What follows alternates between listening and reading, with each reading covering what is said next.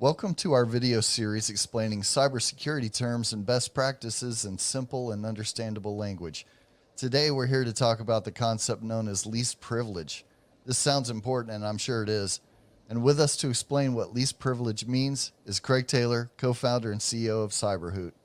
Craig, what is least privilege, and why is it important to small businesses and managed service providers? Mike and Shelley, least privilege, it refers to the access given to a device, a network, a computer, or a data store, so a database or an application in a company. And the least privilege means giving them only the privileges to do what their job requires. So, for example, on a computer, you may not need administrative rights to do your job. You could run as an unprivileged user, which would prevent you from installing software, things of that nature. It's important because giving a user, especially a new user, too much access or control can spell disaster.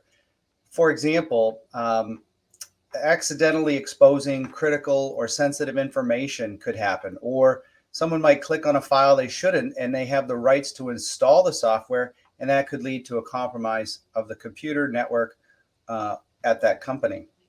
Okay, okay. So it sounds like a good idea, but what are some of the ways in which least privilege could be implemented at a company that, might be listening to this? First off, when I'm called in to consult with a company through our vCISO offering or as a risk assessment, I always ask if they remove administrative rights to all their users. And I usually get quite a bit of pushback because it's what people are used to receiving. They don't like having shackles on what they can do with their computers, especially power users. In those cases of power users, I'm often telling them, well, give them a second account for administrative rights if they absolutely need them, for someone that knows what they're doing or is a developer, an engineer, because they will have enough occasion that they don't want to wait for IT to wander up to their desk to install software or do what it is they need. Another important step for least privilege is classifying the data in your company, knowing what data you have and where it lives, so that you can set application controls, file permissions, maybe even segment the network to prevent access from everyone, perhaps to the human resources file share or the human resources network, or perhaps the finance department is on their own network segment and you control and limit access between different parts of the company. That's also a concept of least privilege, is this idea of network segmentation. Finally, not Okay. every company can put in place these mandatory controls like removing administrative rights or segmenting the network enough, or any other manner of file permissioning.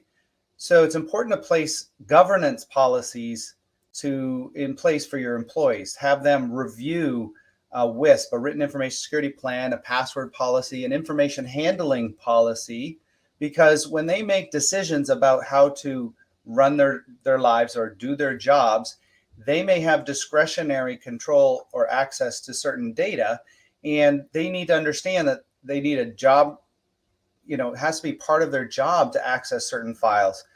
For example, in a hospital, if you're not tending to a patient, you're not permitted to review their record, even though you have access to do so. That's a discretionary control. You need policies to govern and guide employees, and then mandatory controls where possible to set and require and limit access to least privilege. Okay. So I understand now the context of least privilege. Could you give me an example, maybe, of what could happen when a company or employee doesn't follow the best practice? Is there, repercussions? Yes, absolutely. It happens quite regularly in my engagements. Usually that's why I'm called in, because something's gone wrong. For example, if your employee operates their computer with admin privileges, we've been talking about that, and they go to download a utility they need, and they think they're on a safe and secure website, and they download and run that file, it may in fact have a Trojan or a ransomware embedded within it. If they have that administrative rights, they're not going to be prompted or prevented from infecting their computer and quite likely their entire company with ransomware.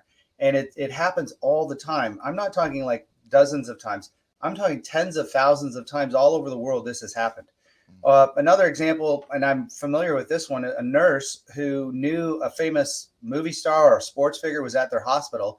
went into that person's record to see what they were in for so they could maybe sell it to the Hollywood Reporter. They were summarily fired because they did not have rights, or they were not supposed to be in that. So even though they had the access, they weren't following least privilege or need to know in their job responsibilities, and it led to a termination.